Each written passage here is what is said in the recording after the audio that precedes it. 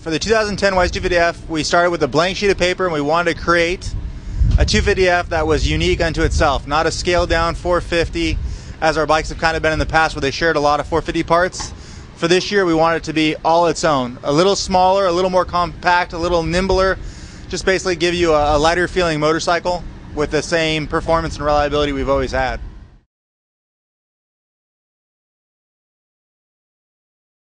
Probably the biggest change that has the least impact is the actual plastic. The design studio went with a really sharp edged look. Everything has points, fenders, side panels, radiator shrouds. Probably one of the biggest benefits that most people will notice is that the radiator shrouds are long enough now to where you'll never catch your boot in there. We haven't had a single complaint out of all the media that we've tested with of their boots catching in the radiator shroud. Probably on the other end, the single biggest change has been the frame. We went to a bilateral beam aluminum frame for 2010. It has a much better rigidity character than our previous frame and allows for a little more centralized mass, and just overall makes the bike handle a lot better, turn a lot better, and feel a lot lighter while you're riding. Well, as a company, Yamaha has always prided itself on our reliability.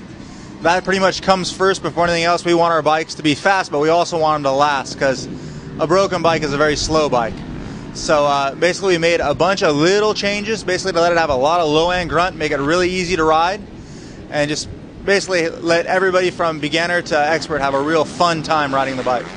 I mean, the goal is to make a bike that appeals to the masses, and you know, not every 250F rider is a 135-pound, you know, fast B rider. There's a lot of vet guys, kind of like myself, who just enjoy a 250F and enjoy, you know, feeling like you're going fast, and to do that we need a little low to mid power.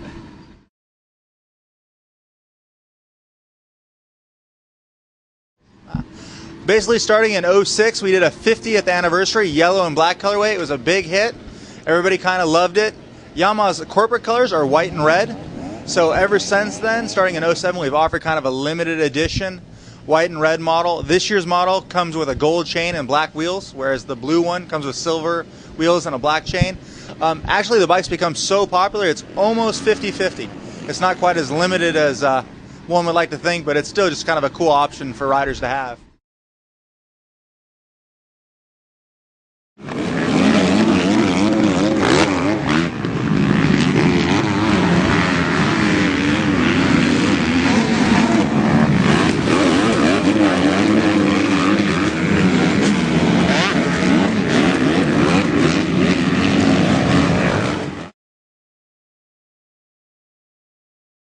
Yeah, I did the shootout for Racer X last year, so I rode all the 250Fs.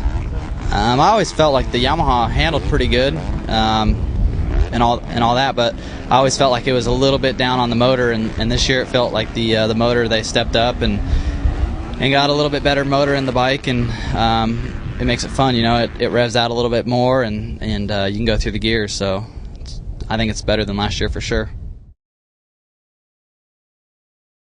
The handling is good. I think always Yamaha's handled pretty well, and I felt good. I felt like I sat a little bit high on the bike. I think that's just how the Yamahas feel. You don't really sit in them, but it still felt good, and it cornered pretty good. And you know, Paris wasn't totally really rough, but it handled pretty good, I thought. I don't know, like 2 or 3 laps. Yeah, 2 or 3 laps, and I felt pretty good. Like I can go as fast as I can ride. So I don't know how fast that is.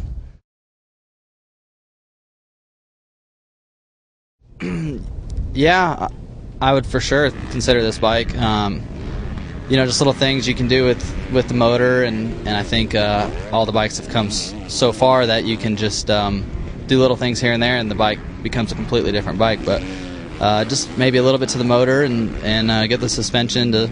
I like my suspension to sit a little bit lower, and I think it'd be ready to go.